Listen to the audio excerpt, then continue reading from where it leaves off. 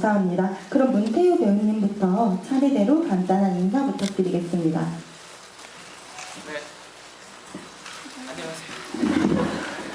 네, 다들 배워주셔서 감사하고요. 나쁜 자석에서 고든 역을 맡은 배우 문태우입니다.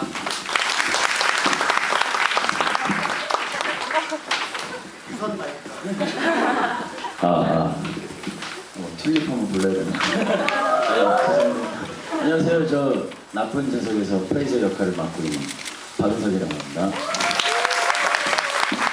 안녕하세요. 나쁜 자석에서 폴 역할을 맡은 안재영입니다. 그래서 나쁜 자석에서 앨런 역을 맡고 있는 최준식입니다. 네, 인사 말씀 감사합니다. 그럼 지금부터 본격적인 관객과의 대화 시작하겠습니다. 오늘 관객과의 대화는 SNS 공지를 통해 사전에 공식 이메일로 받은 질문들로 구성되어 진행됩니다. 먼저 많은 질문을 보내주신 관객 여러분께 감사의 인사드립니다. 그럼 저희 연극 나쁜 자석에 대한 질의응답 시작하도록 하겠습니다. 저 이제 문태우 배우님부터 질문을 하나 드리고 싶은데요. 네, 저희 구세의 용발신에서 프레이저의 아빠가 싫냐는 질문에 쉽게 대답하지 못하고 망설이는데요. 그 이유에 대해서 혹시 설명을 드릴 수 있을까요? 저희가 연습 과정에서 연출님이 이제 던져주셨던 특히 고든들한테 그 얘기 중에 하나가 그 스톡홀름 신드롬이라는 거였어요. 혹시 아시는 분이 계실지 모르겠지만 그 가학을 당하는, 그러니까 고든 입장에서는 아버지한테 학대를 당하잖아요. 근데 가학을 당하는 사람이 어느 순간부터 비정상적으로 그 가학을 하는 사람에게 비정상적인 집착이나 어떤 애정이 생기는 거예요.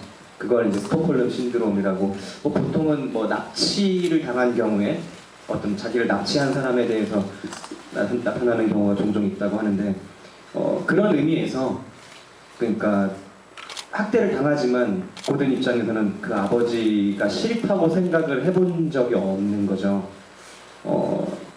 조금은 비정상적으로 그 아버지에게 잘 보이고 싶고 아버지에게 인정받고 싶고, 오히려 그래서 휴고가 훨씬 더 너무 질투가 나고 휴고에 대해서는 증오가 가득하지만 사실은 그 원인 제공자인 아버지에 대해서는 어떤 부정적인 감정보단 고든 입장에서는 약간은 애정, 너무 사랑받고 싶어서.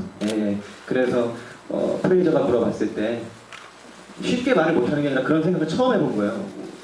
그래서 모르겠어, 넌? 이라고 물었는데 프레이저는 난 아빠가 싫어 라고 아주 강렬한 말을 던지죠. 대답이 됐을지 모르겠습니다. 네, 저 어린 고든에 대한 아버지에 대한 애정에 대해서 설명해 주셔서 정말 감사합니다. 그럼 다음은 저희 박은석 배우님께 좀 질문을 드리고 싶은데요. 저희 이제 여러 명의 프레이저가 지나쳐왔고 이제 박은석 배우님께서 이번에 프레이저를 맡게 됐는데 박은석만의 프레이저의 차별점을 혹시 얘기해 주실 수 있으실까요? 그러니까 이 질문이 되게 나만의 차별, 되게 힘든 것 같아요. 이게 프레이저가 이제 앞서 제가 아는 형들, 동아 형도 있었고 민정 형도 있었고 이번에 창엽이랑 강현이랑도 하고, 특별히 나는 프레이저를 이렇게 해야겠다 그런 거는 없었던 것 같아요. 근데 가장 큰 의문점은 이제 프레이저의 어떤 성 정체성, 이게 가장 컸던 것 같고, 굳이 이 친구랑 제가 이제 성 정체성에 관련된 공연을 많이 하다 보니까 많이 했죠. 이게 단순히 얘가 게이다라고, 프레이저는 게이여서 이렇게 했고 바이섹슈얼일 수도 있고 그러니까 그런 단어들 자체가 이제 제가 했던 공연들에서는 그런 단어들 자체가 그 인물들을 어떻게 이제 틀을 만드는, 틀 안에 갖추게 하는 단어이기 때문에 이 작품 내에서 또 프레이저라는 캐릭터한테서만큼은 그런 어떤 틀을 두고 싶진 않았어요.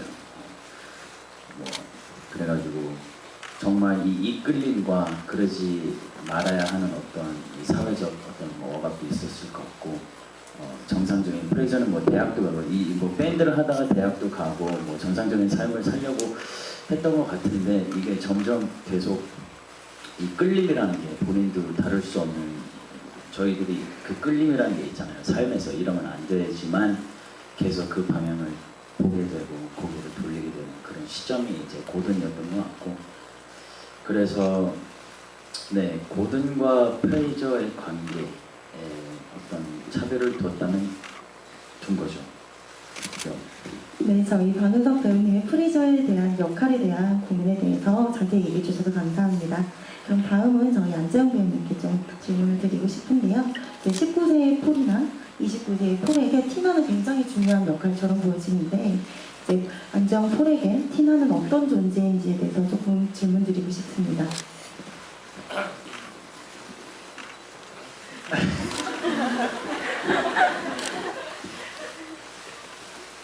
일 더하기 1이 일은 좋겠다라는 대사가 그것을 제일 쉽게 설명해 주는 것 같은데, 티나는 어렸을 때부터 같이 놀았던 친구고 현재 앨런의 와이프이기도 하고 앨런과 약혼한 여자인 친구이기도 하는데,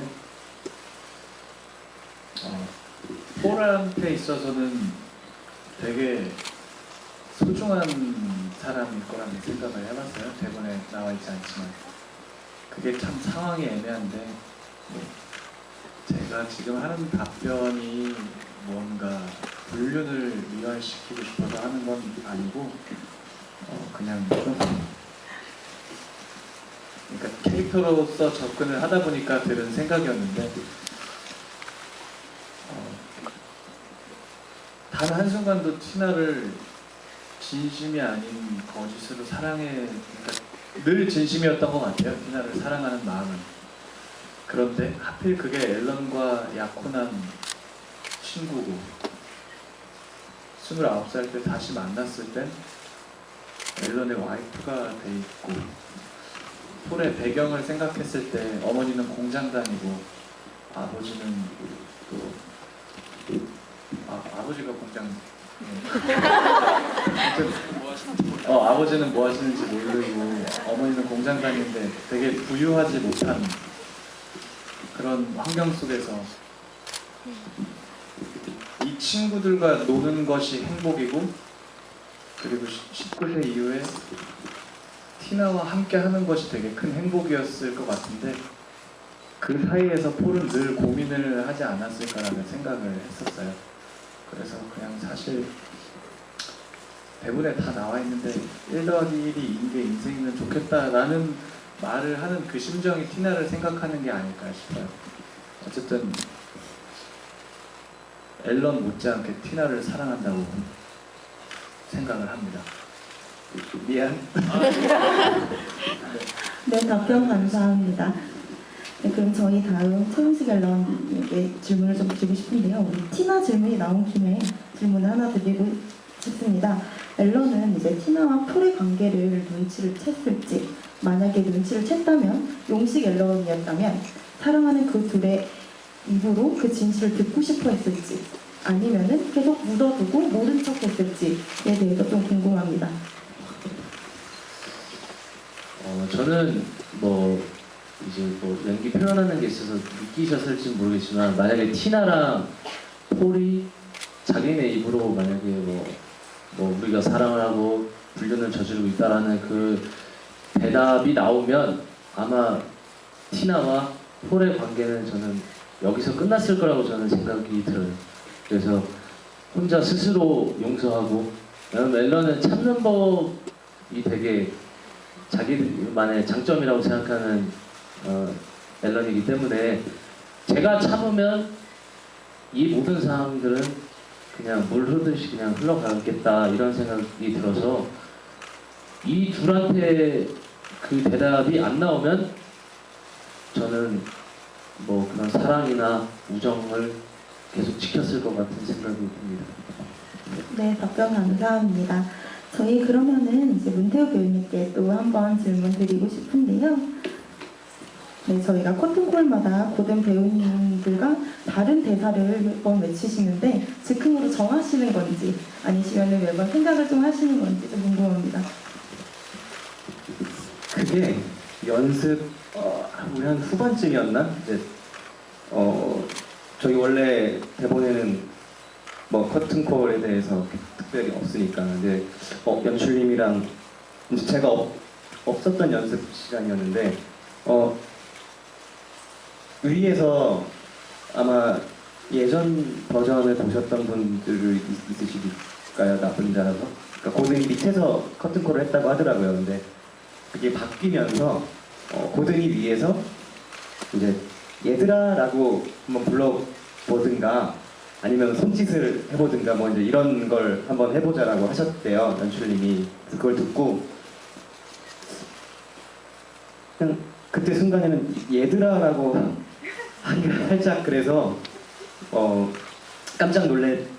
이거는 이제 제가 연습을 하면서 만들어 봤던 거고, 그거 외에 지금 제가 가끔 하고 있는 다른 대사들은 올라오다가 갑자기 어떤 날 프레이저나 다른 친구들이 너무 우는 게 너무 확 와닿았었던 날은 제가 울지 마라고 했었던 것 같고, 또 어떤 날은 그냥 너무 친구들을 봤는데 깜짝 놀랐냐 이렇게 뭐 이렇게 큰 소리를 못 내겠더라고요. 그냥 짠해져서 마음이 오랜만이다 뭐 이렇게 했었던 것도 같고, 뭐 특별히 이 공연에 극장을 오면서 막 오늘은 이거 해봐야지 뭐 이런 건 아니고요. 그리고 뭐 어떤 그런 뭐 그 대사에서의 즉흥적으로 뭔가 하는 게 사실 뭐 그게 더 좋다고 생각을 하지도 않아요. 어찌됐든 관객분들께서 공연을 보시는 데 있어서 제일 최고의 그날 공연에 있어서 제일 최고의 감정으로, 특히나 또 커튼콜이니까 좀 잘 전달해 드릴 수 있도록 어떤 애드립 욕심이 있다거나 그런 건 아닙니다. 그냥 그 순간의 진실되게 말을 하고자 하고 있습니다. 네. 네, 답변 감사드립니다. 그럼 다음은 저희 박은석 배우님께 질문을 좀 드리고 싶은데요. 저희 9세 때의 프레이저는 제일 친한 폴과 앨런조차 데려가지도 않았던 폐교에 전학온 고든을 갑자기 데리고 가죠. 그래서 왜 하필 고든이었는지에 대해서 조금 궁금증이 생겨서 질문 드립니다. 네. 제 생각에는 일단 프레이저가 이 친구들한테는 좀 대장 노릇을 하고, 이 어린 나이에 애들이 봤을 때는 와, 뭐 멋있는 대장, 뭐 이끌어주는 좀 센, 뭐에서 뭐 앞에서도 두려움도 없을 것 같은 뭐 약간 그런 존재일 것 같아요. 그래서 나름의 어떤 자기도 지내면서 그런 위치에 있다 보니까, 위치가 뭐 9살이지만 위치가 사람을 만들 수도 있잖아요. 그래서 그 어린 나이에 얼마나 부담스러웠을까. 자기도 무서우면 무섭다 하고 그럴 수도 있는데, 용바에 비해서 이 친구랑 정말 솔직하게 내 내면 깊이 있는 혹은 또 집안 사정까지 이 친구랑 그런 교류를 하게 되면서 나의 이런 모습을 이 친구랑 공유할 수도 있어도 이 친구는 나를 뭐 이상하게 보거나 혹은 나한테 실망하는 그런 존재가 아니라, 우리는 어떤 그런 동맹 의식을 가지고 같이 그만 갖다 써야 되는데 어쨌든 그런 어떤 우리들만의 그런 동맹 의식을 가지고 좀 솔직한 면들을 보일 수 있을 것 같아요. 그래서 정말 뭐 이 친구가 꼭 거기를 데려가자 이건 아니지만, 말 그대로 이 친구의 생일이니까 정말 평생 잊지 못할 어떤 그런 기억을, 추억을 만들고 싶었던 것 같아요, 이 친구한테. 그래서 늘 그 동네에 살면서 저긴 들어가면 안 돼, 저기는 위험한 곳이야, 저기서 누가 죽었대, 뭐 이런 데 있으면 항상 누군가 한 명 되게 들어가 보고 싶어 하잖아. 그래서 한번 도전해보고 싶은 마음에 얘라면 괜찮을 것 같다, 얘랑 같이 손잡고 들어가면 서로 위해서 그럴 수 있을 것 같다. 그래서 그랬던 것 같아요. 네, 저희 9살의 프레이저가 고든을 생각하는 마음에 대해서 잘 표현해 주셔서 감사드립니다. 다음은 저희 폴 안재영 배우님께 좀 질문을 드리고 싶은데요. 저희 19세 이제 장례식 장면에서 고든이 죽고 나서 앨런이 이야기를 가져가도 되냐고 물어보는데, 굳이 무슨 일이 생길지도 모르니 모아두자고 이제 폴이 대답을 하죠. 그래서 그 말을 하는 폴이 했던 이유에 대해서 조금 듣고 싶은데요. 뭐 고든이 죽은 걸 믿고 싶지 않았던 건지, 아니면 혹시 후일 부모를 위해서 미리 생각을 하신 건지, 여러 가지에 대해서 좀 듣고 싶습니다. 10년 뒤를 생각했습니다. 농담이고요. 19세에 폴한테 있어서 밴드가 뭘까라고 생각했는데 폴이 진짜 월드 투어를 가려고 마음을 먹었을까라는 부분에 대해서 생각을 해본 적이 있었는데, 물론 그 생각도 있었을 것 같은데 그게 중요한 게 아니었을 것 같아요. 그냥 프레이저, 앨런, 고든과 같이 띵까띵까 하면서 놀고 같이 욕하고 노래도 불러보고 하고 그런 게 아마 폴의 그때에 있어서 가장 큰 행복인 것 같은데, 심지어 프레이저는 대학을 다니고 나는 박스를 나르는데 밴드가 아니면 만날 수가 없는 관계가 돼버렸기 때문에 그만큼 밴드가 되게 소중하고, 그 밴드에 고든이 써오는 곡이 있어서 또 고든도 소중하고, 그리고 앨런도 사랑하는 친구이기 때문에 너무 소중한데, 그 폴이 이야기를 누군가 가져가 버리고 모아두지 않는다면 돌아올 곳이 없을 거라고 생각이 들더라고요. 그러니까 너도 가져가고 나도 하나 가져가 버리면 프레이저가 나중에 보자 하고 떠났는데 돌아올 곳이 없고, 앨런도 가버릴 것 같고, 이게 다 깨져버릴 것 같은 고든이 죽은 것을 믿고 싶지 않은 이 이야기가 모여 있어야 고든은 죽었지만 우리와 함께 있는 거야 라고 약간 믿었던 어른스러운 생각을 할 수 있었던 폴이었던 것 같아요.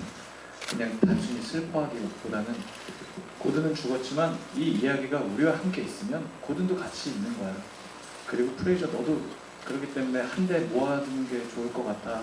우리는 이게 있으면 우리는 계속 함께 있는 거니까 라고 생각했던 것 같아요. 그래서 그런 마음들이 시간이 지나면서 폴한테는 정말 이 이야기를 많은 독자들에게 알리고 책으로 만들어서 출판하고 고든을 기억하고, 한 사람이라도 더 많은 사람들이 고든을 기억하는 것이 우리의 관계, 나의 과거를 유일하게 존재해 줄 수 있는 존재로 발전하지 않았나, 이 정도 생각까지 해봤습니다. 하지만 결국엔 대본에는 어느 정도의 정보만 돼 있기 때문에 이건 저의 해석이고요. 관객분들이 보시고 느끼시는 게 저는 제일 맞는 거라고 생각을 합니다. 혹시나 판단이 되겠으면 좋겠네요. 네, 저희 생각지 못한 폴에 대한 너무나 깊은 얘기를 들어서 감동적인 답변 정말 감사드립니다. 저희 다음은 이제 용식 앨런에게 좀 질문을 드리고 싶은데요. 저희에게 이제 환상적인 꽃비라는 엔딩을 만들어주는 꽃비 기계를 앨런이 만들죠. 그래서 앨런은 그 꽃비 기계를 어떤 마음으로 계속 만들어 왔을지에 대해서 조금 궁금증이 생깁니다. 답변 부탁드립니다. 예, 그 꽃비 기계 그거는 아마 고든을 기억하고 기리기 위해서 꽃비 기계를 만들기 시작했던 것 같아요. 또 저희가 고든의 아픔만 기억하고 저희가 비극적인 것만 기억하지 어떤 좋은 면이 있는 뭐 희극적인 부분을 배제해놓고 그냥 죽었다는 단지 그 이유 하나로 그냥 계속 서로가 각자의 아픔을 품고 살아왔던 것 같아요. 그래서 29세 때 우리가 10년 만에 다시 만나자고 했을 때는 고든이 그 자리에 없지만 저희가 9세 때 하늘정원 그런 동화를 들으면서 이거를 제 눈앞에 펼쳐서 이 친구들과 같이 아픔이 있지만 그래도 거기 안에서 우리도 뭐 앨런, 폴, 프레이저 역시 뭐 고든을 다 기억하고 있는데 기억하는 방식이 다를 뿐이지.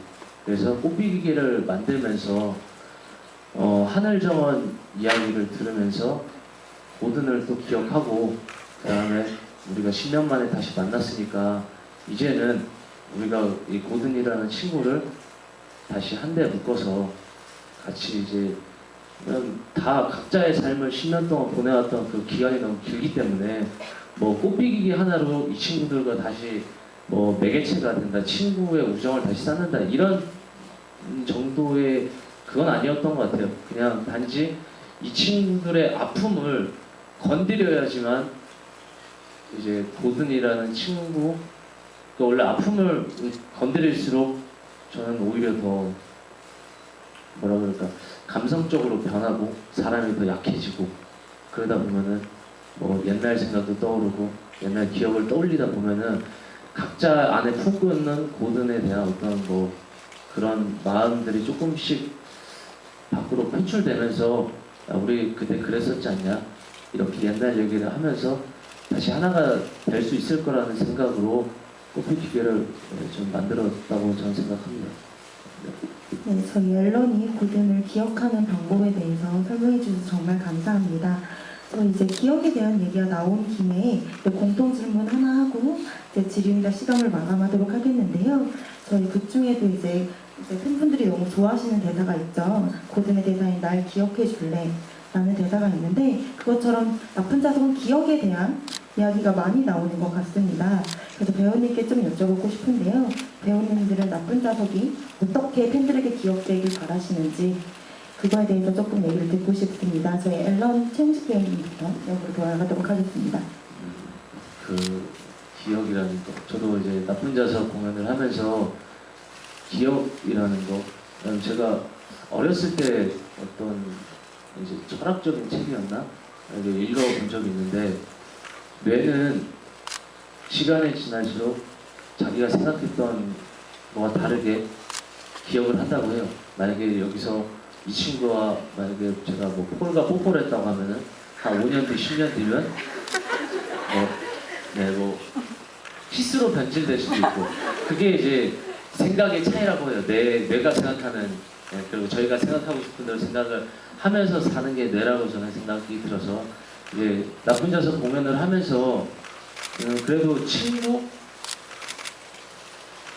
어떤 그런 친구들 만약에 나는 과연 친구들한테 어떤 존재일까 그리고 만약에 나쁜 자석 이제 공연 보시는 관객분들이 어떻게 기억하셨으면 좋겠냐 이러면은 다시 한번 주위 이 사람들을 한번 보면서 나는 과연 이 친구들과의 관계에서 내 위치는 뭔지 혹은 뭐 자기는 어떤 아픔이 없는지 혹은 내가 누구 친구한테 아픔을 줬는데 자기는 그냥 그 기억을 잊고 살진 않는지 그래서 저는 나쁜 자석을 보면서 여러분들이 기억해 주셨으면 좋겠다라는 거는 어쨌든 친구와 그리고 뭐 인생에 살면서 많은 일들이 뭐 있겠지만 거기 안에서 좋은 기억만 저희가 갖고 살 수는 없으니까 그래서 다시 한번 뭐 향후 앞날 말고 전에 있던 과거들을 한번 생각해 보셨으면 어떨까라는 저는 그런 생각이 듭니다.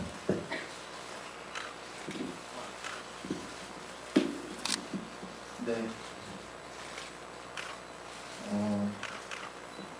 2017년에 나쁜 자석이라는 공연이 있었고 만 기억해 주셔도 좋을 것 같아요.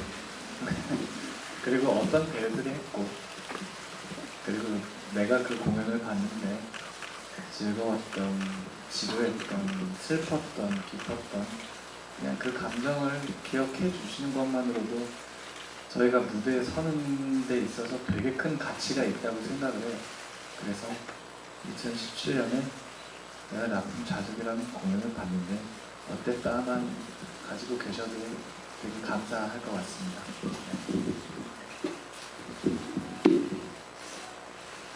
배우는 잊혀지는 존재야. 또 반가워. 잘생기고 뭐 이런 애들 연기잖아. 근데 질문이 뭐였죠? 저희 관객분들께 나쁜 자석이 어떻게 기억되었으면 좋겠는지에 대해서 질문했었습니다. 네. 아, 너 목소리 너무 까매가지고 집중을 할 수밖에 없었는데 길을 잃었다. 예. 그냥 그런 것 같아요. 저도 요즘 이 공연을 하면서 관계에 대해서 생각을 되게 많이 하는 것 같아요. 관계. 우리 지금 현재 살아가고 있는 이 사회에서 엄청 많은 일들이 빨리빨리 지나가고 정말 많은 사람들하고 어떻게 뭐 SNS도 이제 너무 활발히 돼 있고 이 관계라는 게 너무 쉬워지고 너무 빨라지고 너무 해퍼질 수도 있고 또 정말 우리가 맺고 있는 이 관계들이 정말 얼마만큼 진실된 관계들인지에 대해서 생각을 좀 많이 갖게 되더라고요. 그리고 그것뿐만이 아니라 나와 내 스스로와의 관계에 대해서도 되게 생각을 많이 하게 됐어요. 그래서 나는 정말 괜찮지 않은데 맨날 괜찮냐 주변에서 물어보면 아 괜찮아요. 근데 안 괜찮거든요. 누구도 다 자기만의 어떤 그 힘듦이 있고 아픈 게 있는데 우리는 이제는 뭐 괜찮아요. 괜찮아요. 항상 괜찮은데 괜찮지 않아요. 괜찮지 않으면 괜찮지 않다고 얘기해도 될 것 같고 정말 내 자신한테 좀 더 집중하고 좀 소중히 다룰 시간이 필요하고 그리고 이 관계에도 있다 보니까 이 서로 간의 관계에서 또 어떻게 보면 프레이저도 뭐 본인 혼자가 힘들고 뭐 이렇게 살다가 나중에 꽃이 터지고 아 이 친구들이 나만 힘들 줄 알았는데 얘네들 나름대로 자기들만의 방식으로 이걸 이겨내 왔구나 깨닫는 순간이 왔을 때 그때 약간 뒤통수 맞는 것 같아요. 내가 생각하는 이 고뇌와 이 삶의 방식이 뭐 나 혼자만 너무 힘들고 그럴 줄 아는데 사실 모두가 다 힘들고 자기만의 방식이 있고 그 견뎌내는 방식이 있는데 그러니까 서로가 서로 안에서 관계가 진실되려면 그게 보여야 되는 것 같아요. 아, 이 사람이 여기서 힘들어하고 이 사람은 내가 여기서 힘들어하는 걸 알아봐주고 그래야 이게 또 진정한 관계가 될 수 있는 것 같고 그렇습니다. 좋은 공연인 것 같아요.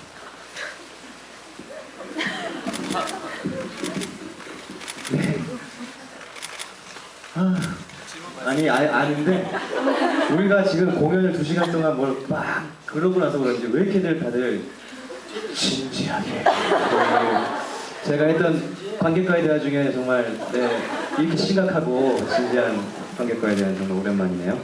네, 재밌게 봐주세요. 그래도 저는 아까 네 용식이가 얘기했죠.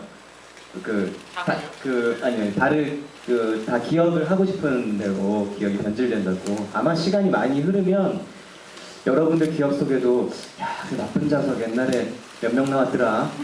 누가 나쁜 자식이었나? 뭐 누가 죽었? 어떻게 뭐 떨어졌나? 뭐 하여튼 뭐 막 아마 시간이 많이 흐르면 그렇게 되실 때가 오겠죠. 그랬을 때 그냥 약간 아픈 손가락처럼 기억이 됐으면 좋겠어요. 그냥 막 2시간 동안 내용이 뭐가 막 자세하게 기억은 안 나는데 이상하게 나쁜 자석이라는 연극을 떠올리면 가슴 한켠이 조금 아릿해지는, 네, 코끝이 좀 찡해지는 그 기억만 남아서 여러분들의 마음속에 살아있다면 네, 저는 그러면 좋을 것 같습니다. 네. 새해 가장 이상한 결정. 작 문태유 부분. 언제인지가 중요하지 않은 꽤 오랜 기간 별다를 것 없이 평온한 시대. 사람의 발길이 닿지 않았던 곳에 웅작새만한 크기의 이름 모를 새들이 모여 살고 있었습니다. 이 마을엔 너무 아름다워서 모든 새들의 사랑을 한 몸에 받았던 새가 있었습니다. 이 아름다운 새는 자신에게 쏟아지는 시선과 관심을 처음에는 부담스러워했지만 시간이 지나면서 차츰 그 시선과 관심을 즐기기 시작했습니다. 매일 다른 새들과 새로운 나무로 놀러가고 못 먹어본 애벌레들을 먹으며 하루하루를 즐기며 살고 있었죠. 그런데 이 마을엔 한 가지 전풍이 있었습니다. 매 첫눈이 온 다음날 다 자란 암컷들이 수컷 새들을 지목해 결혼을 하는 것이었죠. 어김없이 첫눈이 내렸고 이제 그 아름다운 새도 다른 새를 지목해야 하는 순간이 왔습니다. 온 마을의 시선이 아름다운 새의 결정에 쏠려 있었죠. 마을에서 가장 크고 튼튼한 새, 가장 잘생긴 새, 가장 노래를 잘했던 새들이 대신 자신을 결정하길 기대하고 있었습니다. 그런데 아름다운 새의 결정은 모두를 놀라게 했습니다. 지목을 받은 새는 마을에서 가장 못나고 볼품이 없는 새였죠. 그 새는 못나고 볼품이 없었지만 동시에 마을에서 가장 튼튼하고 큰 둥지를 짓는 새였습니다. 아름다운 새의 결정은 자기 자신 말고는 아무도 이해하지 못했습니다. 그렇게 시간이 흘러 큰 둥지에서의 안정된 삶은 날이 갈수록 지루하고 따분하게 느껴졌습니다. 아름다운 새는 예전처럼 다른 새들과 시간을 보내기 시작했습니다. 못난 새도 그 사실을 알고 있었죠. 하지만 화를 내지 않았습니다. 그저 보잘것없는 자신을 선택해준 아름다운 새가 고맙고 그래도 밤이 되면 다시 자신의 둥지로 돌아와주는 것만으로도 만족했으니까요. 그렇게 또 한 해가 지난 날 못난 새는 1년 동안 아름다운 새를 위해 몰래 만들었던 새 둥지로 아름다운 새를 데리고 갔습니다. 그 둥지는 이제껏 어디서도 본 적이 없는 크고 튼튼하고 아름답기까지 한 둥지였습니다. 아름다운 새는 다른 새들과 매일 시간을 보냈던 자신에게 화를 내리는 거면 이렇게 큰 선물을 준 못난 새에게 미안했고 스스로에게 너무 화가 났습니다. 아름다운 새는 다시는 이 둥지를 떠나지 않겠다며 자신의 날개를 부러뜨렸습니다. 그리고 그 둥지 안에서 다시는 나오지 않았습니다. 매일 못난 새가 물어다주는 애벌레만을 먹으며 그 새만을 바라봤죠. 못난 새는 그런 아름다운 새를 위해 평생 먹을 먹이를 둥지에 모아온 뒤 자신도 날개를 부러뜨렸습니다. 이 소문이 마을에 퍼지자 서로 변하지 않는 사랑을 증명하는 방법으로 날개를 부러뜨리는 것이 마을의 유행처럼 번졌습니다. 이제 첫눈이 온 다음날 암컷 새가 수컷 새를 지목하면 그날 그 새들은 바로 둥지에 들어가 날개를 부러뜨렸죠. 그래서 이 마을의 수컷 새들은 어린 시절부터 평생 먹이를 준비하고 튼튼한 둥지를 지어야만 결혼을 할 수 있었습니다. 그렇게 시간이 흘러 모든 새들의 날개가 부러졌습니다. 우연히 이 마을을 지나가던 매가 날지 않는 새들을 발견했고 그 매는 자신의 동료들을 불러 모아 이 마을의 새들을 모두 잡아먹었습니다. 하지만 못난 새의 둥지는 매들도 어찌할 수 없을 만큼 튼튼했고 결국 이 마을엔 못난 새와 아름다운 새, 이 둘만이 남아 매일 서로만을 바라보고 먹이를 먹고 잠이 들었습니다. 하지만 이 둘은 슬프지 않았습니다. 어차피 둥지 밖을 나가지 않았던 둘은 마을에 그런 일이 있었는지도 몰랐죠. 둘에겐 그저 서로만이 중요했습니다. 먼 훗날 못난 새가 늙어 죽고 아름다운 새는 그제야 둥지 밖을 나와봤습니다. 이미 마을은 황폐해졌고 아름다운 새는 영문을 몰라 어리둥절하고 있었죠. 그때 바로 위를 날고 있던 매가 그때를 놓치지 않고 이 아름다운 새를 잡아먹었습니다. 그렇게 그 공작새만한 이름 모를 새들은 세상 어디에도 보이지 않는 이야기 속에만 존재하는 새들이 되어버렸습니다. 여기까지입니다.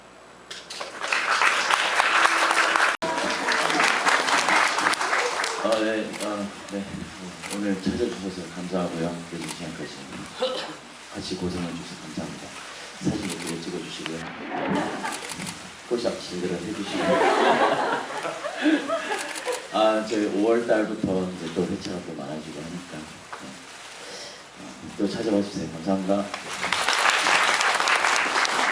네. 연습 때 연출님께서 고든으로서 다른 친구들에게 유서를 써보라고 하셨어요. 그때 유서를 쓰다가 다른 친구들한테 이제 편지를 써서 줬고요. 앨런을 생각하는데 갑자기 동화로 위로를 해주고 싶더라고요. 그래서 앨런에게 썼던 편지 속에 동화가 들어가 있었습니다. 그래서 만들어진 거고요. 그러다 보니 앨런과 티나에 대해서 좀 모티브가 돼서 썼던 것 같아요. 앨런을 많이 위로해주고 싶었어요. 이 동화로. 위로가 됐니? 네. 그렇고요. 하여튼 오늘 자리 빛내주셔서 정말 감사드립니다. 끝날 때까지 나쁜 자석 끝날 때까지 많이 극장에 찾아와 주세요. 감사합니다. 네, 지금 이 시간까지 같이 해주신 관객분들과 배우분들 정말 감사합니다. 아주 짧은 포토타임을 진행하고 마무리하도록 하겠습니다. 배우분들 4분 중앙으로 좀 서주시면 감사하겠습니다. 제일 먼저 중앙 먼저 봐주시죠.